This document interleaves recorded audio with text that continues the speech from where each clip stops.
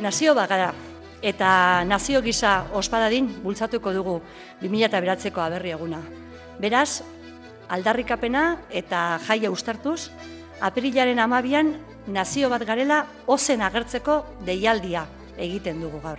Burujabetza osoa berreskuratzeko aukera zabalduko duen esparru politiko berri bat lortzea dugu erronka. Euskal Herriaren aldeko ikurrak ipintzera eta zabaltzera ere dei egiten dugu. Etxeko balkoietan, leihoetan, kaleetan, nonai. Nazio bat garela ikus dadin.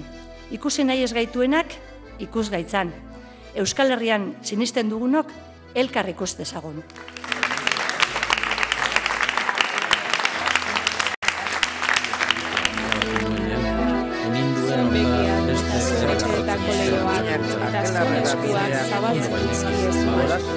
Aberri eguna niretzako da Euskal Nazioaren eguna, maitasunaren eguna, aberriarentzako maitasuna erakusteko eguna. Maitasun hori azaldu eta bizi eta ospatu eta reivindikatzeko eguna, ¿está? Un momento de encuentro, de compartir y sobre todo de aparcar nuestras diferencias y unirnos en lo que nos identifica, en que somos vascos y queremos que se nos trate como tal. Niretzako aberri eguna borroka egun bat da, baina baita ere ospakizun egun bat. Euskal Herritarron eguna eta nafartarra izan da nolabait nafartarron eguna, ez? Nazio izaera hori aitortua ez dugun neurrian, pixkat iruditzen zait aberri eguna erabili behar dugula aldarrikapenerako. Gure naziotasuna eta nire herriarekiko atxikipena kalera ateratzeko eguna batez ere. Mi sentimiento de pertenencia a un país, de pertenencia a Euskal Herria.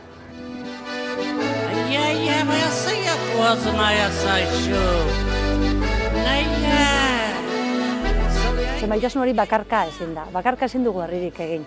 Egin behar dugu alkarri eskuak eman da, alkarrekin ospatuz eta alkarrekin eskatuz. Guk ere independentziari lotzeko deialdia egiten dugu gazteriari, Euskal Herri berri horren alde batzeko. Beharrezkoa delako Euskal Herriko aldaketa bultzatzea.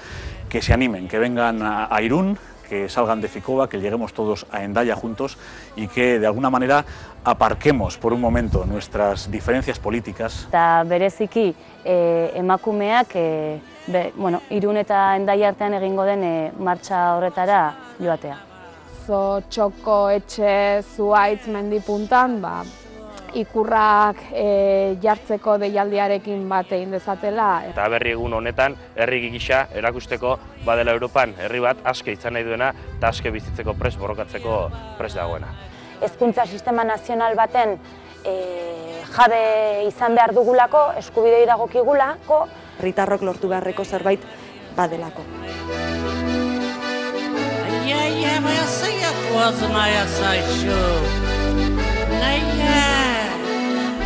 Es importante que digamos más alto y claro que nunca que somos vascos, que queremos construir un Estado en Europa en paz, en libertad, sin que nadie tenga que decirnos cómo queremos organizar nuestra casa. Guztiok batera ozenki oihukatzeko herri bat gerala, nazio bat gerala, eta nazio bezala pentsatu, sentitu eta bizi nahi dugu.